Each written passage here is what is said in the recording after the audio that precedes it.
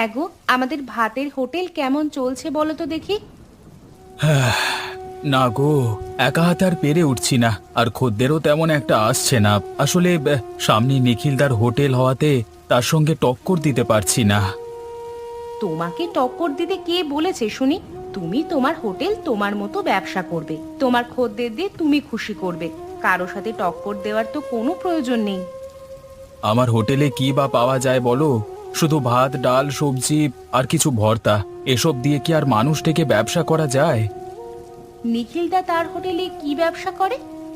অনেক রকমের খাবার পাওয়া যায়। ভাত, ডাল, ভর্তা তো বটেই, তার সাথে মাছ, মাংস ছাড়াও বিভিন্ন রকম খাবার দাবার পাওয়া যায়। এই কারণে আমার তুলনায় নিখিলদার হোটেলের খদ্দের বেশি হয়। তাহলে তুমি এমন কিছু করো যে খাবারটা নিখিলদার হোটেলে পাওয়া যায় না। কিন্তু কোন খাবারটা করলে যে খদ্দেররা আবার আমার দিকে আসবে, সেটাই তো আমি বুঝতে পারছি না। আচ্ছা শোনো না, আমাদের গ্রামে তো কোনো হোটেলে বিরিয়ানি পাওয়া যায় না। আমরা যদি বিরিয়ানি বিক্রি করি কেমন হবে? হ্যাঁ গিন্নি, কথাটা তুমি মন্দ বলনি। আমাদের গ্রামে এখনো পর্যন্ত কেউ বিরিয়ানির দোকান করেনি। অতএব আমরা যদি বিরিয়ানি করি, তাহলে সেটা একটা নতুনত্ব খাবার হবে। আমার বিশ্বাস মানুষেরা অনেক পছন্দ করবে। আসুন আসুন, খেয়ে যান, গরম গরম খাবার খেয়ে যান। কাজে যাওয়ার আগে সুলভ মূল্যে সুস্বাদু খাবার খেলে সারাদিন পেট ভর্তি থাকবে। ভাত, ডাল, মাছ, মাংস যা চাইবেন তাই পাবেন। আসুন আসুন, খেয়ে যান, খেয়ে যান। সুমন, এদিকে একটু শুনে যা তো। হ্যাঁ বাবু, বলুন কি বলবেন।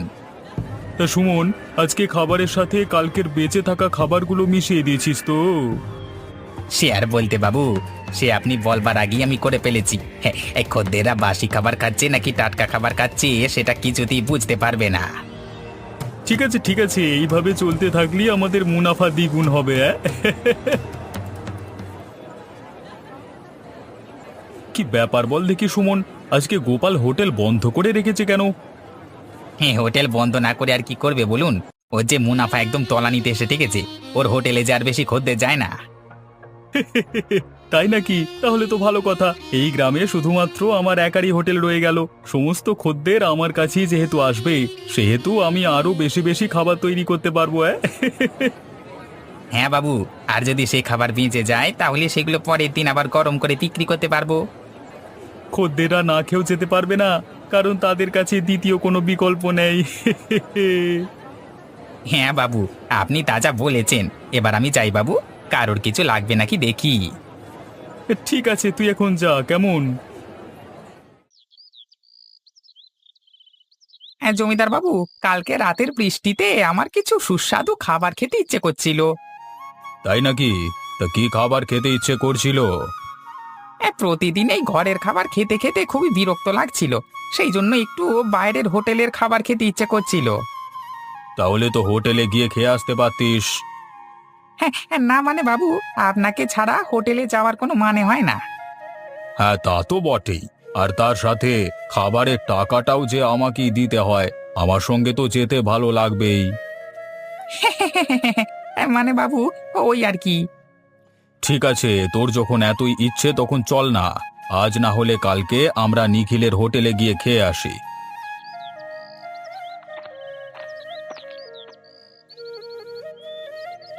বলি কেন হোটেলে খাবে কেন? বাড়ির খাবার কি মুখে রুচ্ছে না নাকি? আমার হাতের রান্না কি এতই খারাপ? আরে শোনো গিন্নি, বিষয়টা কি হয়েছে? এই নগেনের নাকি বাড়ির খাবার খেতে খেতে খুবই অস্বস্তি লাগছিল। সেই জন্যই আর তুমি আমাকে শুধু শুধু ভুল বুঝছো।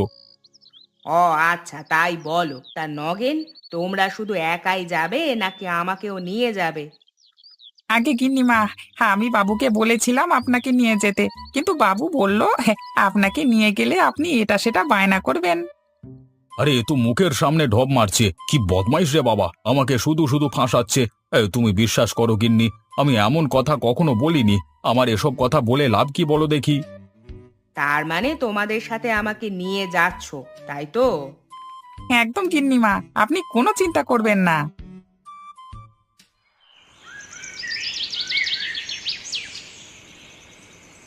আমিও তোমার সাথে তোমার হোটেলে বিরিয়ানির দোকানে স্বাদ দেব। সেটা হলে তো খুবই ভালো হয় গিন্নি। দুজনে মিলে সারাদিন হোটেলে ব্যবসা করব আর রাত্রিবেলায় ঘরে ফিরে আসব। রান্নাটা তুমি করবে আর আমি খদ্দের সামলাবো। বিরিয়ানি বানানোর জন্য আজকে যে যে মশলাপাতি এবং চাল আনতে বললাম সেগুলো ঠিকঠাক ভাবে এনেছো তো? হ্যাঁ গিন্নি, একদম তুমি যেগুলো লিখে দিয়েছিলে সেগুলোই এনেছি। তা দোকানদার কি সব টাকা মিটিয়ে দিয়েছো নাকি কিছু ধার আছে? টাকা কিছু দিয়েছি আর বলেছি বাকি টাকা পয়সা পরে দেওয়া হবে। দোকানদার আমাকে চেনে। আর দোকানটাকে পরিষ্কার করবার প্রয়োজন আছে? ও আমি তোমার বলবার আগেই পরিষ্কার করে চলে এসেছি। বেশ, তাহলে তো ভালোই হলো। আমরা তাহলে আগামীকাল থেকেই আমাদের দাদা বৌদির বিরিয়ানির হোটেল খুলে ফেলি। বাহ, তুমি তো দেখছি আমাদের হোটেলের একটা নামও ঠিক করে ফেলেছো, দাদা বৌদির বিরিয়ানির হোটেল। বাহ, খুব সুন্দর তো নামখানা। শুধু বিরিয়ানি সুন্দর হলে হবে না, বিরিয়ানির দোকানের নামটাও বেশ মানানসই হতে হবে। তোমার মাথায় এত বুদ্ধি গিন্নি, আমি ভাবছি তোমাকে এতদিন আমার সহকারী করিনি কেন। গিন্নির কথা শুনে চললে তো উন্নতি করতে, তাই জন্যই এতদিন আমার কথা শোনোনি। না গিন্নি, এটা আমার খুব বড় ভুল হয়ে গেছে। এবার সমস্ত ভুল আমি শুধরে নেব। আসুন আসুন, খেয়ে যান খেয়ে যান, গরম গরম বিরিয়ানি খেয়ে যান, একদম সুলভ মূল্যে দারুণ স্বাদের বিরিয়ানি, না খেলে পস্তাবেন। আপনাদের গ্রামের একমাত্র বিরিয়ানির হোটেল, খেয়ে যান, তাড়াতাড়ি খেয়ে যান।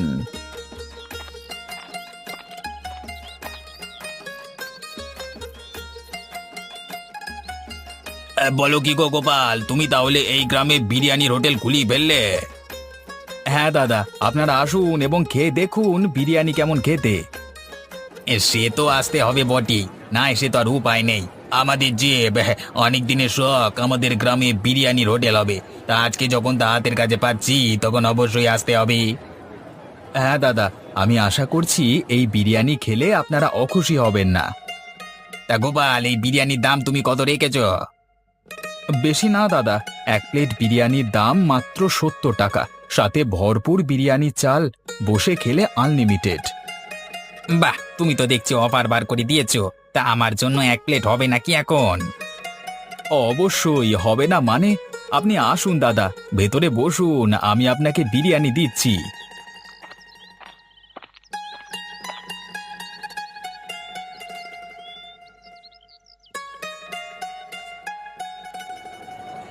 উম, আরে বাহ, এ তো দারুণ সুন্দর হয়েছে। তা কে রান্না করেছে এই বিরিয়ানি? হ্যাঁ, বিরিয়ানি রান্না করেছে আমার একমাত্র গিন্নি। মানে আমাদের লতা বৌদি? আরে বাবারে, লতা বৌদির হাতের বিরিয়ানি যে এত সুন্দর সেটা তো আমরা আগে জানতাম না। হ্যাঁ, গিন্নি আমার বরাবরই খুব সুন্দর রান্না করে, রান্না বান্নার দিক থেকে অনেক পটু। একটা কথা জিজ্ঞাসা করবো গোপাল, কিছু মনে করবে না তো? না না, মনে করবার কি আছে, আপনি বলুন না। তুমি হঠাৎ ভাত ডালের হোটেল বাদ দিয়ে নতুন করে আবার এই বিরিয়ানির হোটেল করলে কেন? আসলে দাদা, ভাত ডাল শুধু বিক্রি করে তেমন ইনকাম হচ্ছিল না। আসলে যুগের হাওয়া তো, যুগের সাথে সাথে সমস্ত কিছুই পরিবর্তন হয়। তা যা বলেছ তুমি, আমি তো বেশিরভাগ দিনে নিখিলদার হোটেলেই খেতাম। নিখিলদার হোটেলে অনেক রকমের খাবার দাবার পাওয়া যেত। আমার আগের ভাতের হোটেলে খদ্দের ছিল বেশিরভাগই বৃদ্ধ, কিন্তু তারাও ধীরে ধীরে শারীরিক কারণে আর আমার হোটেলে আসতে পারতেন না। সেই কারণে আমার হোটেলে লাভও বেশি হতো না। না গোপাল না, তুমি ঠিকই করেছো। নতুন যুগে নতুনত্ব কিছু না আনলে এগুলো করা যায় না গো। তুমি তোমার ব্যবসাটা চালিয়ে যাও। লতা বৌদির হাতের বিরিয়ানি সত্যি খুব সুন্দর, তুলনা হয় না। হ্যাঁ, তোমরা পাশে থাকলেই আমার ব্যবসার উন্নতি হতে পারবে।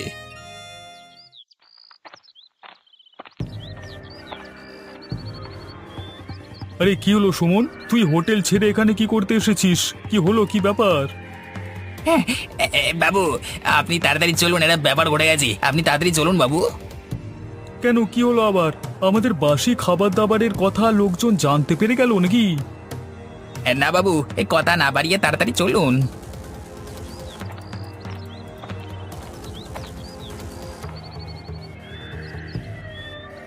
ওই দেখুন বাবু।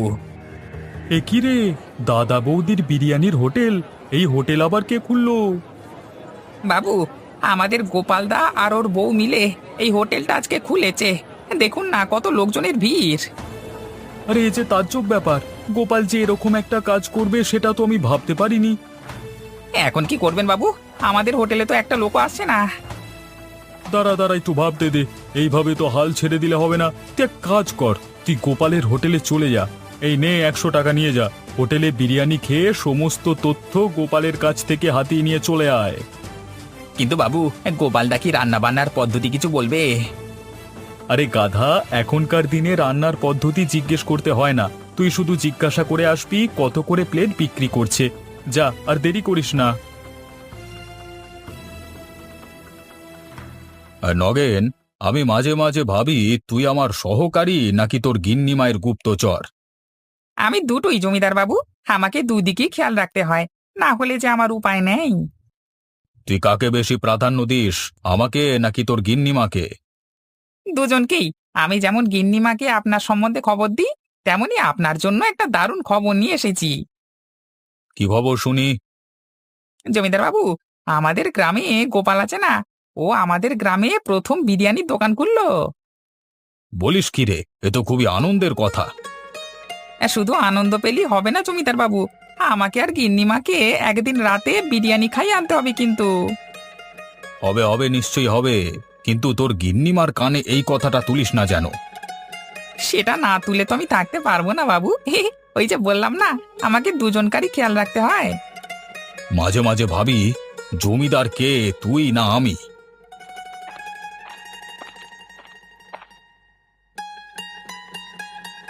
কেন, আমার কানে কোনো খবর গেলে কি তোমার কোনো অসুবিধা হয়? না গিন্নি, সেটা বলিনি। তুমি যখন শুনিয়ে ফেলেছো তখন আর কি বলবো। আসলে তোমাকে একটা চমক দেওয়ার ইচ্ছে ছিল। হ্যাঁ, অত চমক দিতে হবে না। চমক দেওয়ার নাম করে আমাকে না নিয়ে তোমরা পালিয়ে যাবে। না গিন্নি, সেটা কি হতে পারে বলো? তাহলে আজকে রাতেই আমরা যাব বিরিয়ানি খেতে। আমি আর কোনো কথা শুনবো না। বেশ বেশ, তাই হবে গিন্নি।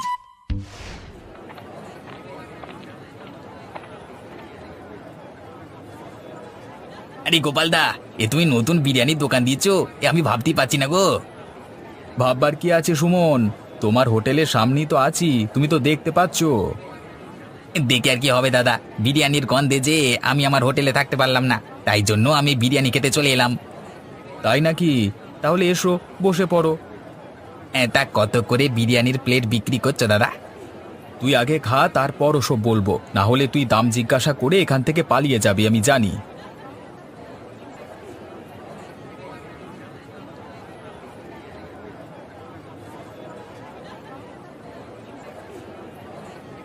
উফ, সেই স্বাদ, এ স্বাদের ভাগ হবে না। সত্যি দাদা, তুমি বিরিয়ানিটা খুব সুন্দর রান্না করেছো, একদম মন থেকে বলছি।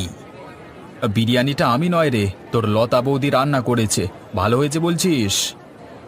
একদম দাদা, এই বিরিয়ানি লোকেরা অনেক পছন্দ করবে। দাদা, তোমার কাছে একটা অনুরোধ করব। হ্যাঁ বল না। বলছি, তোমার কাছে কি এখন কোনো কাজ হবে? তাহলে আমি কাজে ঢুকে পড়তাম। সে কি রে, তুই যদি আমার কাছে কাজে ঢুকিস তাহলে তো নিখিল তোর উপর খেপে যাবে। নিখিলদার হোটেল বেশি দিন থাকবে না, তুমি আমার কথাটা মিলিয়ে নিও গোপালদা। কেন রে, হঠাৎ এরকম কথা বলছিস কেন?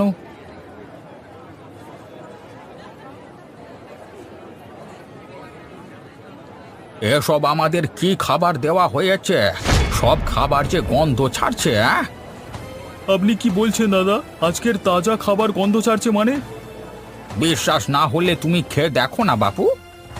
উনি ঠিকই বলেছেন দাদা, কালকের বাসি খাবারগুলো তুমি ওনাদেরকে খাওয়াচ্ছ।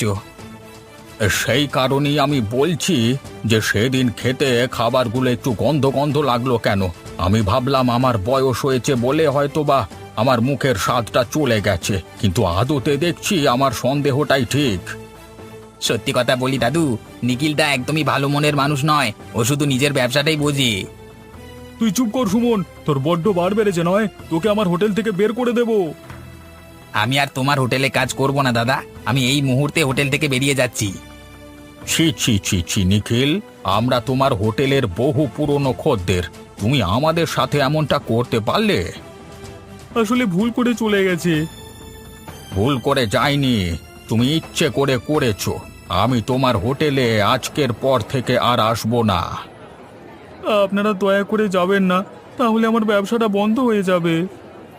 ওই ছোট ছেলেটা সত্যি কথা বলল বলে তুমি ওকে হোটেল থেকে বের করে দিলে। তোমার হোটেলে আর এক মুহূর্ত নয়।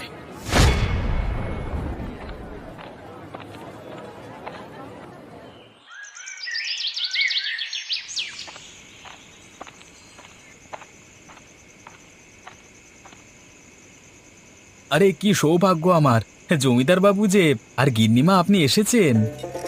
হ্যাঁ গোপাল, আমাদের এই নগেন জেদ ধরলো যে তুমি নাকি নতুন দাদা বৌদির বিরিয়ানির হোটেল খুলেছো, আর সেখানেই আমরা আজকে সপরিবারে খেতে যাব। তা সেই কারণেই এলাম গোপাল। তা বিরিয়ানি হবে তো? অবশ্যই জমিদার বাবু, আমি অনেক খুশি হয়েছি। আপনারা সকলে আসুন, এসে ভেতরে বসুন।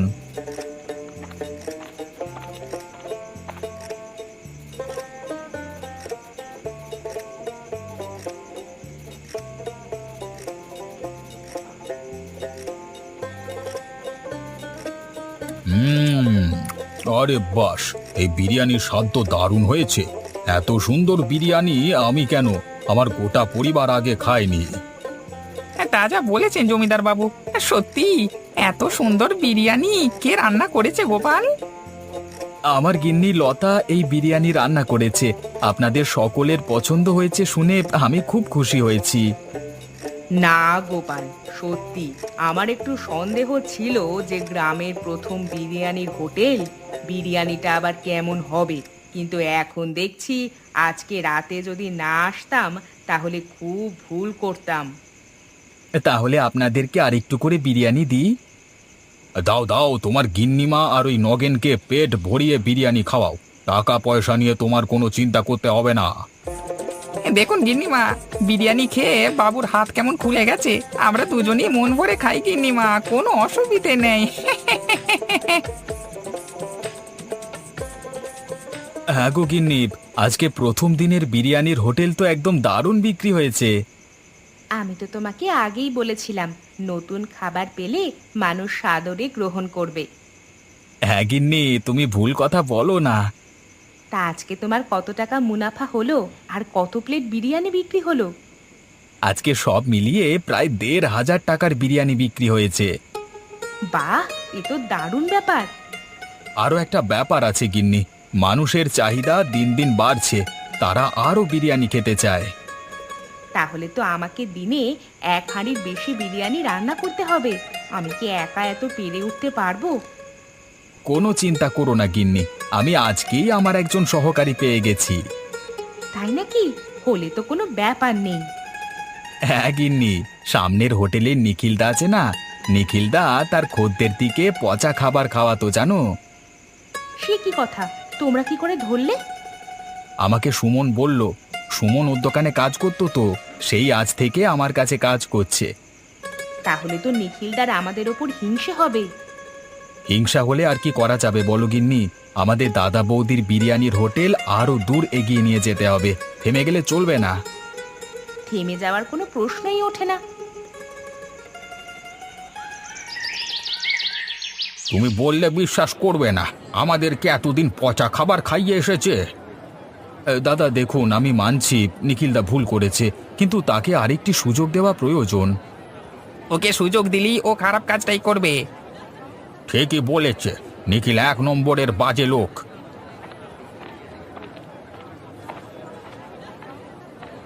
দাদা, আমার বড় ভুল হয়ে গেছে। আমি আমার খদ্দেরের সাথে বেইমানি করেছি। নিখিলদা, সত্যি তোমার এই কাজটা করা উচিত হয়নি। তোমরা সকলে আমাকে একটি সুযোগ দাও, আমি কথা দিচ্ছি এরপর থেকে আমি খাবার আর কোনোদিন খারাপ দেব না। দেখো, আমাদের তো বয়স হয়েছে, আমাদের সামান্য দুটো ভাত ডাল পেলেই খুশি হয়ে যায়, আর তার উপর তুমি যদি এরকম কারচুপি করো, আমরা যাব কোথায় বলো দেখি। না দাদা, আমি আর এই ভুল করব না। গোপালদার দাদা বৌদির বিরিয়ানির পরে আমার হোটেলের খাবারের নাম হবে, আমি এটা কথা দিলাম। হ্যাঁ, নিখিলদা যখন এত করে ক্ষমা চাইছে, তখন আপনারা ওকে ক্ষমা করে দিন। নিখিলদার ব্যবসাটা চালাতে না পারলে সংসার চালাতে পারবে না। বাবা সুমন, তুই আমার কাছে আবার কাজে ফিরে চল। যাব না। কেন, তুমি যে ওকে দূর দূর করে তাড়িয়ে দিলে, ওর বুঝি অভিমান হয় না? এখন তোমার হোটেল তোমাকে একাকী চালাতে হবে, কেউ তোমার সহকারী নেই। তাহলে আর কি নিখিলদা, এখানে 1 প্লেট বিরিয়ানি খেয়ে কাজে লেগে পড়ো।